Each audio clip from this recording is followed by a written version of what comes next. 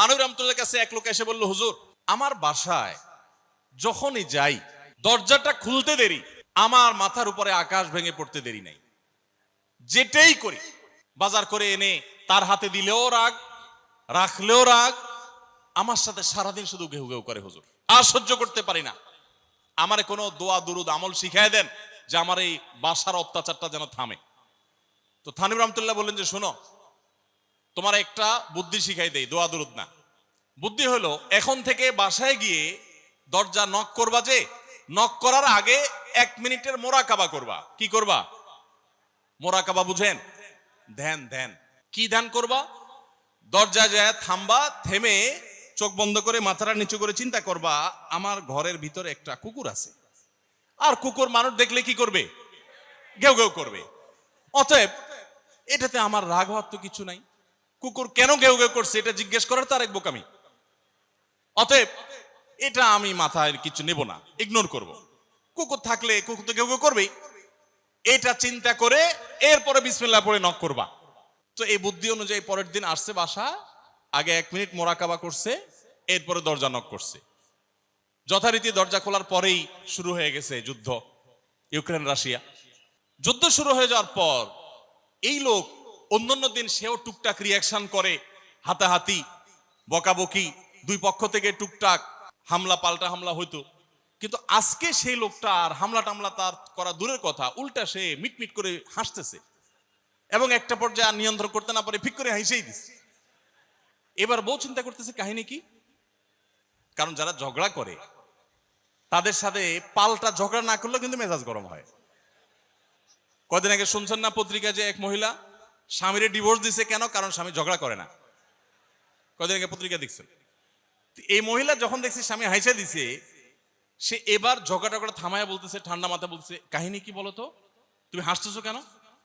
বল না না কিছু না কিছু না। সে তো বলবে না। স্বামী মনে করছে হয়তো অন্য কোনো কাহিনী আছে, কোনোভাবে উদ্ধার করতে পারে নাই। পরের দিন আবার সেম কাহিনী, আবারও হেসে দিচ্ছে। মহিলা চিন্তা করছে ব্যাপার কি, বলে না আজকে তো তোমার একদিন কি আমার একদিন, বলতেই হবে তোমার। কেন তুমি হাসতেছো?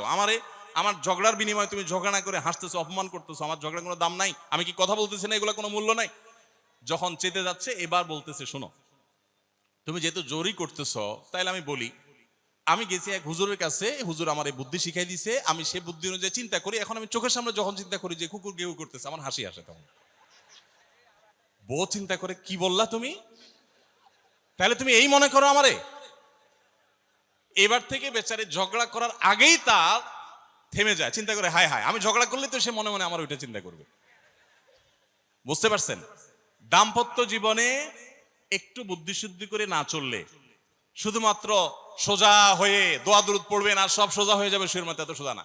একটু বুদ্ধিশুদ্ধি খাটায় চলতে হয় এবং সবর করতে হয়। এই যে ভদ্রলোক যদি সবর না করতেন, তাহলে মারামারি কাটাকাটি করে কখনো সমাধান হয় না। স্বামী স্ত্রী উভয়কেই আমরা এই যে ঘটনা বলেছি, এই ঘটনার মাধ্যমে কাউকে ছোট করার উদ্দেশ্য না, জাস্ট বোঝানোর উদ্দেশ্য। এটা বিপরীত দিক থেকেও হতে পারে যে আমরা সবর করতে হবে দাম্পত্য জীবনে।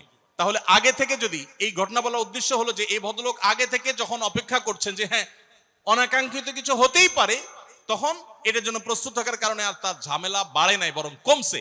এখন আপনি যদি আগে থেকে প্রস্তুত থাকেন, দাম্পত্য জীবন টুকটাক সমস্যা হবেই, দুই ঘরে দুইজন মানুষ একসাথ হয়েছি, বহু কিছুতে গরমিল হবে। অতএব আমরা সবর করব, ধৈর্য ধারণ করব, ভালো দিনগুলো দেখব।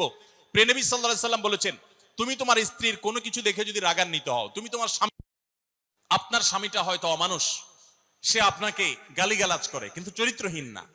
অনেকের স্বামীটা খুব ভদ্র কিন্তু চরিত্রহীন, ব্যবহার ভালো করে চরিত্রহীন, তাদের কষ্ট আপনার চাইতে কম না। অনেকের স্বামী খুব ভদ্র কিন্তু বেকার, 2 পয়সা কামাই করতে পারে না, সারাদিন ঘরে বসে বসে খায় আর শ্বশুরবাড়ি থেকে যৌতুক এনে না খায়, নিশ্চয় আপনি তার চাইতে ভালো আছেন। মানুষ এভাবে যখন ভালো দিকগুলো চিন্তা করবে, তখন তার ভিতরে শকর আসবে। তাহলে দাম্পত্য জীবনে সুখ শান্তির জন্য তৃতীয় করণীয় হলো সবর এবং শকরের চর্চা করা। আল্লাহ আমাদের সবাইকে তৌফিক দান করুন।